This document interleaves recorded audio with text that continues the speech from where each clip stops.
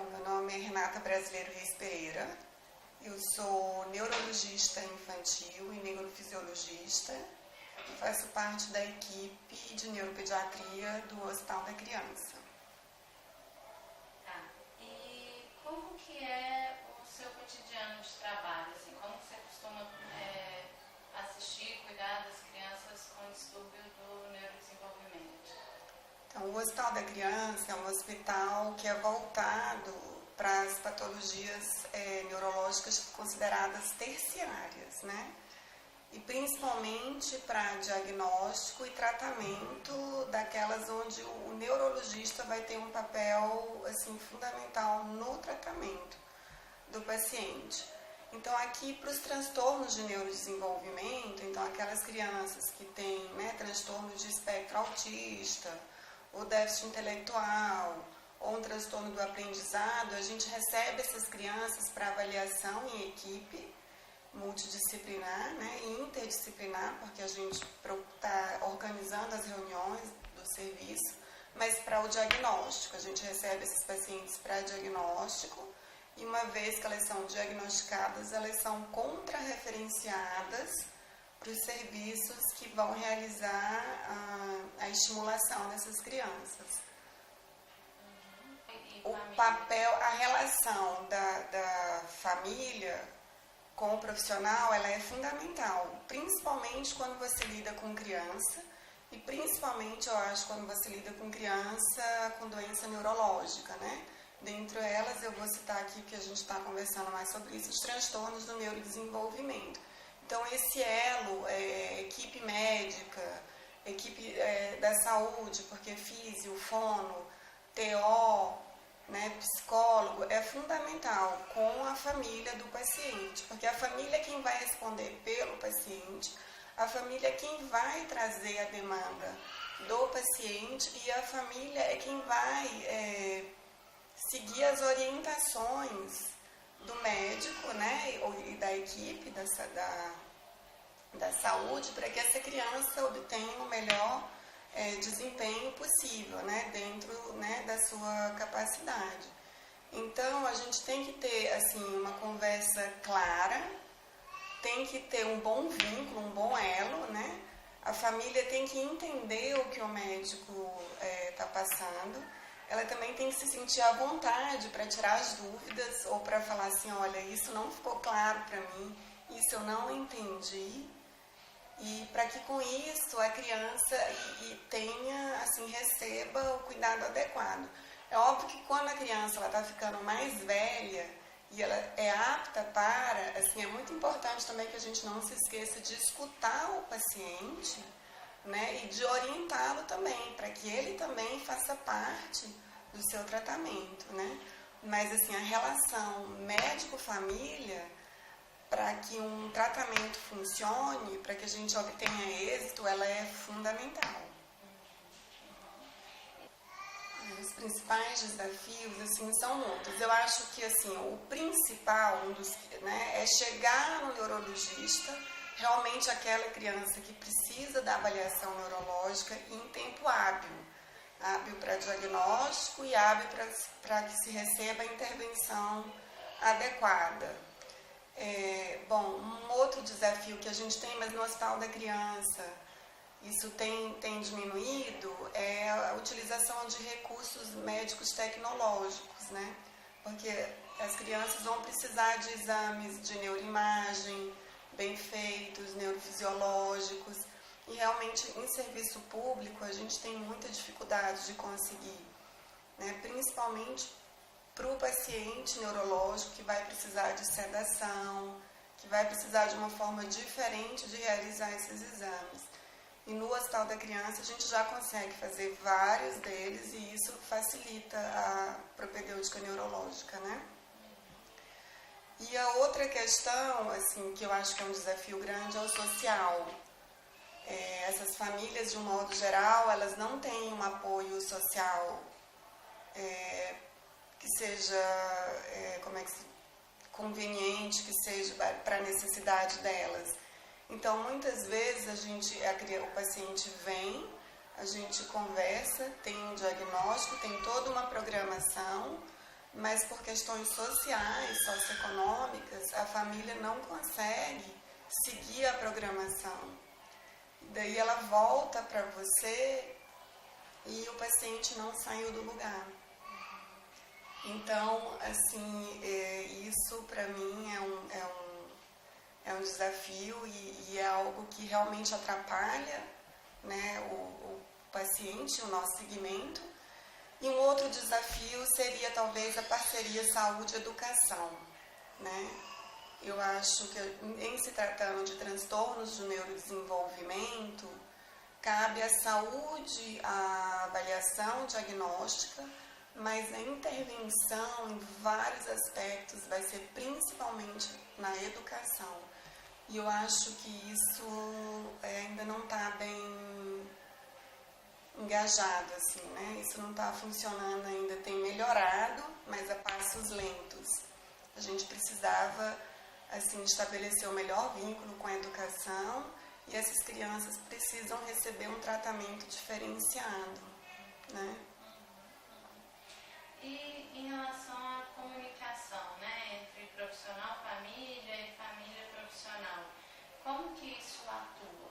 Assim, qual que é a influência, né, da comunicação tanto nessa mão, né, de profissional família e na contramão família profissional?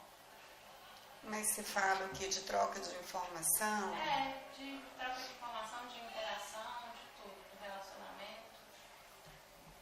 Olha, na neurologia, de um modo geral, assim, pelo menos com os meus pacientes, eu não vou dizer que é unanimidade, porque não existe unanimidade, mas, assim, tudo bem tranquilo, assim. Quando os pais chegam, normalmente eles chegam angustiados, eles chegam com muitas dúvidas, às vezes eles...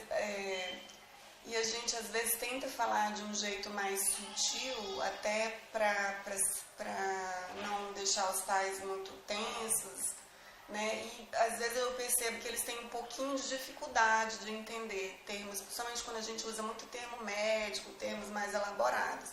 Então, assim, tem sido um aprendizado da gente aprender a se comunicar de um jeito que seja claro para a família. Então, nem sempre a gente vai poder usar aquela linguagem médica, aquela linguagem acadêmica, técnica, né? A gente, às vezes, vai ter que usar as palavras mais comuns do dia a dia da família. E, assim, de um modo geral, a gente, é bem tranquilo a nossa relação, né? As famílias, elas têm tempo para tirar dúvidas, para conversar, né? Às vezes, assim, talvez a gente está pensando em organizar grupos porque isso a gente ainda não tem de maneira uniforme, né? Sistematizada, isso. Grupos de conversação, não só de profissional com família, família profissional, mas família, família. Porque eu acho que um apoia muito o outro, um sana muito a dúvida do outro, um consegue, às vezes, dar dicas na prática, no dia a dia, né? Que já passei por isso, então eu te indico isso, isso e isso, isso é importante. Assim, essa conversa a gente ainda não tem de maneira sistematizada, mas é algo que a gente vem buscando aqui no Hospital da Criança, né? E quais seriam os pontos chaves, assim, de uma boa interação, de uma boa comunicação entre profissional e família? Os pontos chaves, eu diria paciência. O médico tem que ter paciência para escutar o que o paciente traz para ele. Mas, ao mesmo tempo, tem que ter objetividade. Ele vai ter que ser objetivo para poder conduzir aquela conversa, para não se perder no meio de tantas angústias, de tantas queixas, de tantas informações. Tem que ter clareza. Então, assim, a clareza tem que ser... o médico tem que se fazer claro, né? O paciente, ele tem que entender o que você está perguntando, o que você quer saber. Depois ele tem que entender a sua posição, né? A sua impressão sobre o caso e entender a sua programação. Então, no momento do diagnóstico, eu acho que a gente tem que estar, assim, além de ser objetivo e claro no que você vai falar, você tem que acolher a família. É uma família que vai estar numa fase de sofrimento, de angústia, de dúvidas. Então a gente tem que estar preparado para acolher esse familiar, né? Às vezes vem o pai, a mãe, a avó, né? Acolher também a criança que também muitas vezes se sente angustiado com aquilo que ela está vivendo. Então tem que ter esse acolhimento, assim, né? Tem que ter paciência, tem que ter carinho. Quando você lida com um paciente pediátrico, a gente tem que esquecer um pouco, às vezes, daquela formalidade, né? Principalmente com o paciente da neurologia. Eu falo que na neurologia a gente tem que aprender um pouco a ver as coisas fora da casinha, fora da caixinha, né? É óbvio que tem os protocolos que a gente segue, tem toda aquela maneira de fazer entrevista que você segue, mas você, às vezes, tem que levantar da sua cadeira, abraçar a mãe, pegar na mão, falar que sabe que vai ser difícil, mas que a equipe está aqui para poder dar esse suporte a ela, pegar a criança no colo, né, brincar, cantar fazer brincadeira, fazer às vezes até piada no meio da situação, assim. Na neurologia a gente às vezes faz isso, é uma situação assim estranha, e a gente às vezes termina fazendo um comentário engraçado que talvez para outras pessoas vá aparecer como algo, nossa, que grosseiro, que estranho, mas não é. É exatamente para mostrar para a mãe que isso é tão normal dentro da neurologia, isso é tão nosso, que a gente até consegue rir disso. Então, assim, tem que ter empatia, né? A empatia, ela é fundamental, é uma ferramenta fundamental, e principalmente quando você vai dar um diagnóstico. Então, eu acho que é importante a educação, né? O profissional, ele tem que ser um instrumento educador. O profissional do serviço terciário, ele está aqui para receber o paciente, mas ele também tem que ter disponibilidade e carga horária de trabalho destinado para participar de cursos de matriciamento, né, de orientação, de troca de experiência, com a equipe da saúde secundária, da saúde primária, porque, na verdade, essa é a principal, digamos assim, a base da saúde, o forte da saúde é a saúde primária, a saúde secundária, né? Então, assim, eles é quem tem que ser fortalecidos para que eles se sintam aptos para receber os pacientes e encaminhar aqueles que realmente, assim, têm necessidade de vir para o serviço terciário, né? Então, assim, mas isso a gente só consegue se tiver comunicação, né, se formos acessíveis e se houver, obviamente, treinamento, assim, treinamento não só nosso, não adianta a gente ser treinados aqui no Hospital da Criança e ficarmos aqui no Hospital da Criança. Então, assim, a gente recebe o treinamento, mas isso tem que ser compartilhado. Tem que ser compartilhado, né, com o restante das equipes de saúde, e a gente tem que ter comunicação. Inclusive com a educação, né? A gente tem que ter mais fóruns, saúde e educação, para poder a gente conversar e a gente organizar, assim, não só a demanda do paciente para o serviço terciário, mas a contra-referência do paciente do serviço terciário, né?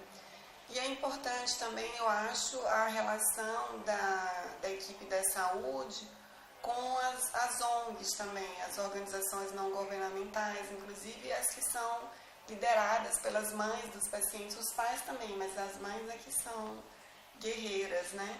Então, assim, porque eles também são muito importantes na disseminação do conhecimento, né? Então, assim, isso é um elo importante, saúde e as organizações não governamentais. E agora, então, por fim, né? Você se lembra de alguma situação em que essa questão da interação e da comunicação, né, entre profissional e família, ou família e profissional, tenha se mostrado como um desafio ou como um ponto forte, né, para assistência, para acompanhamento? eu tenho lembranças, assim, dos meus pacientes, tanto daqueles onde a relação médico-família não foi boa, e infelizmente isso prejudicou o tratamento do paciente, porque chega um momento que não tem como você manter o seguimento desse paciente, você tem que passar essa demanda para um outro colega, né? E, bom, isso serve de aprendizado, mas eu tenho uns casos, assim, esses são casos que marcam, inclusive, até porque você se sente frustrado, né? Mas acontece, faz parte. Mas eu também tenho casos onde a relação médico-família, assim, foi boa, mesmo nas fases difíceis. Eu falo isso principalmente dos meus pacientes epiléticos refratários, né? Onde muitas vezes os tratamentos não surtiram efeito, não saíram como a gente esperava, e ainda assim havia a confiança da família na equipe médica, né? Havia uma boa relação. Então, assim, a família sempre vinha nas consultas, ou sempre me procurava fora das consultas também para trazer outras demandas, a ponto de confiarem tratamentos, na época, alternativos, como o canabidiol, que agora já está mais regulamentado, mas até alguns anos atrás não era exatamente assim.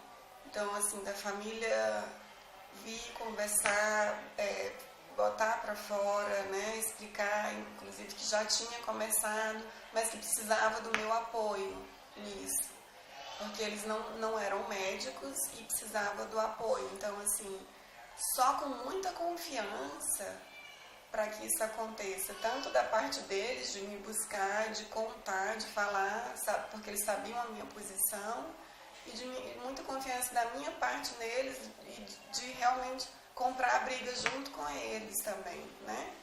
De assumir isso junto com eles, porque eles foram contra o que eu tinha orientado, mas ainda assim me procuraram, a gente conversou e no final das contas decidimos seguir juntos. Então, assim, essa ela é uma paciente bem especial e me marcou bastante, assim, essa confiança. Ela é minha paciente até hoje. E é uma família muito, muito querida, assim. Tem uma coisinha que um ponto que eu gostaria de explorar um pouquinho, mas eu vou olhar para ela, tá? Não sei o que eu estou perguntando a ela. Você falou no início, mas acho que seria importante a gente dar mais ênfase, com mais detalhes, para o papel da escola. Tá. Alguém falando o papel da escola, né? Para falar, tipo, responder de forma completa, igual. Ela vai falar o papel da escola e acho que é interessante a gente ressaltar esse ponto. Começou a falar, mas ficou um pouco passando. Se os professores vão querer me matar, hein, que eu estou me metendo na parte da escola. Não, essa questão mesmo da integração, né, de saúde na escola, que é importante. Tá, então eu vou falar um pouquinho do papel da escola na saúde, né? A escola, ela é fundamental, principalmente quando a gente lida com as crianças de transtorno do neurodesenvolvimento, né? Porque os professores, na verdade, junto com a família, eles são os primeiros, muitas vezes, a levantar alguns questionamentos a respeito do comportamento da criança, do rendimento daquela criança.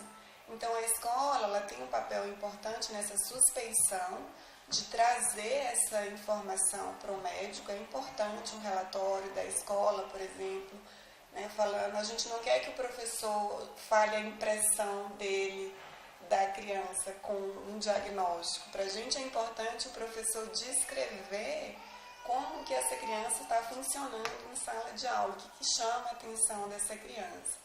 E a escola também vai ser fundamental na intervenção desse paciente, independente de CID, né, de diagnóstico. A gente tem que lembrar que os diagnósticos, muitas vezes, eles são demorados, porque a gente lida com um ser em desenvolvimento.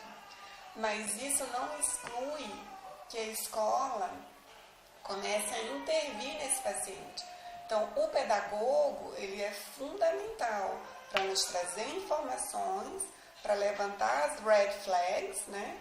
Mas também para intervir nesse paciente, Porque às vezes essa criança ela vai precisar ser alfabetizada, por exemplo, de uma maneira diferenciada.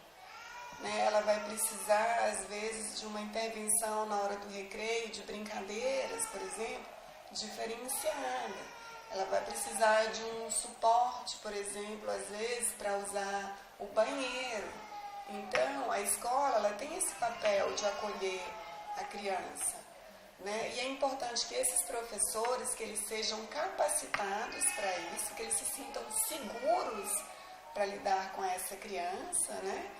E que a gente crie também então, uma via de comunicação mais acessível da escola com a equipe médica que está acompanhando aquele paciente, principalmente aqueles pacientes onde vai precisar de demandas mais específicas, né?